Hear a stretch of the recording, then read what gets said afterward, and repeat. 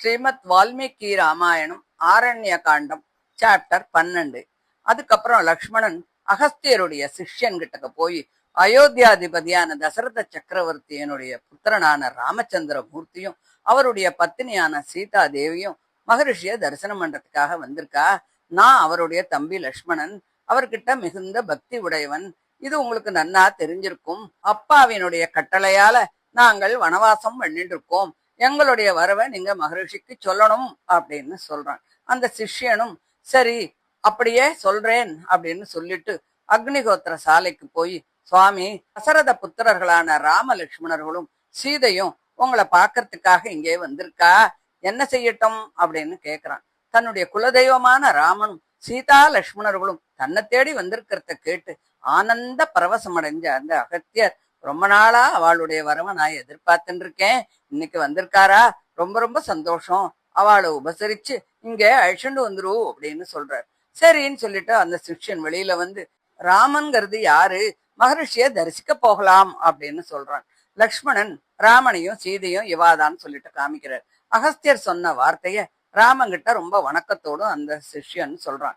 சகல உபச்சாரத்தோட அவளை கூட்டிண்டு போறான். போற வழியில மான்கள்லாம் சாந்தமா சஞ்சரிச்சுட்டு இருக்கிறதையும், பிரம்மா, அக்னி, விஷ்ணு, இந்திரன், சூரியன், சந்திரன், பகன், குபேரன், தாதா, விதாதா, வாயு, அனந்தன், காயத்ரி, வசுக்கள், வருணன், கார்த்திகேயன், தர்மன் முதலிய சகல தேவதைகளுக்கு ஏற்பட்ட பூஜா கிரகங்களையும் பார்த்துட்டே போறார். அதுக்குள்ள அகஸ்தியரே சிஷ்யர்களோட எதிரே வந்துடுறார். ராமனை பார்த்துட்டு, லக்ஷ்மணா, இதோ பாரு, ஜுவலிக்கும் தேஜசால இருக்கக்கூடிய ரிஷிகளுக்கு முன்னால வருகின்ற மகாத்மா தான் அகஸ்தியர். எல்லையற்ற காந்தியாலும் மகிமையாலும் அவர்தான்னு தெரியறது இல்லையா அப்படின்னு சொல்லி மகாவீரனும் லக்ஷ்மணனும் சீதையும் அகஸ்தியருடைய பாதங்களை தொட்டு வணங்கி கை கூப்பிண்டு நிற்கிறார். அகஸ்தியர் அவளுக்கு அதித்தி பூஜை பண்றார், க்ஷேமத்தை விசாரிக்கிறார், நன்னா உபச்சாரம் பண்றார். அதித்திகளுக்கு உரிய அர்க்கிய பாத்தியங்களால பூஜை எல்லாம் பண்றார். வானப்பஸ்தர்கள்லாம் சாப்பிடக்கூடிய கந்த மூல பழங்களை எல்லாம் கொடுக்கிறார்.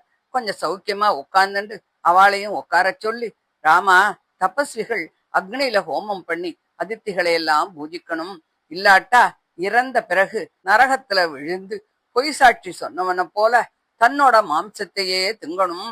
நீ சாதாரண அதித்தி இல்ல, சகல லோகத்துக்கும் அரசன், தர்மத்தை நடத்தி காட்டுறவன், மகாவீரன், பூஜிக்க தகுந்தவன், மரியாதை செய்ய தகுந்தவன், எனக்கு ரொம்ப ரொம்ப பிரியமான அதித்தி. அதனால எந்த விதத்தாலும் நான் உன்னை உபசரிக்கணும். இதோ பாரு, முன்காலத்துல இந்த வில்லு விஸ்வகர்மாவால மகாவிஷ்ணுவுக்காக பண்ணப்பட்டது.